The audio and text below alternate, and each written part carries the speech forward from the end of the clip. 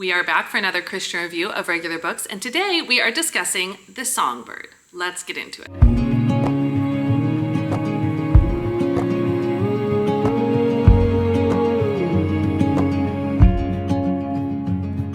For those of you who haven't seen one of these videos before, here's how it's going to go down. First, I do my regular review, what you know and love to expect from a book review, star rating, and my own personal opinion. But then we're going to get into my Christian review, and that's where we're going to go over the basic pieces of a book that may or may not have a fellow believer or anyone wanting to read it. I give more caveats and any more information you may need about these reviews at the video that's pinned at the top of the playlist. For now, let's go ahead and get into my regular review. The Songbird is a World War II historical fiction, but it takes place in a totally different area. They're still dealing with the war and people being a part of the war, but you're not dealing with the war specifically in Europe.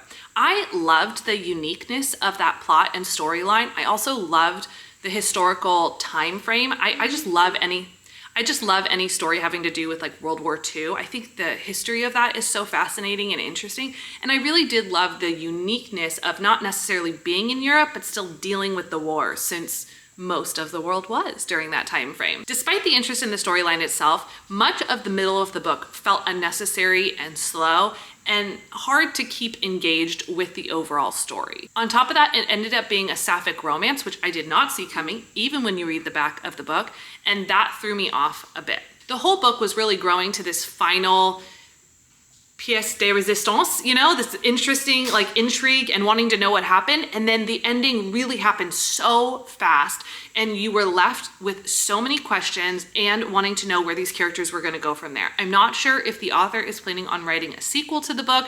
Currently, I don't know of any sequel coming out, but it definitely seemed to kind of leave that intentionally there so a sequel could be made. I rated this book 3.75 stars, again, mainly due to the pacing and how the ending went. If you're wanting to see everything that I'm reading and rating in real time, you can do so by following me on Goodreads. I'm also on Instagram, TikTok, and I do have my own YouTube channel, so you can stay more up to date with my reading and life journey.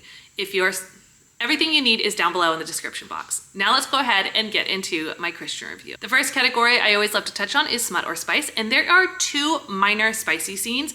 It's not so intense that I think you would need to skip the book altogether, but you do need to know so you can skip past those pages. The second category is if there's any violence or gore, and there is a bit of gore. It really goes towards the end of the book and not before that. So it's something that you can't skip past, and I think adds quite a bit to the story, but it's good to know.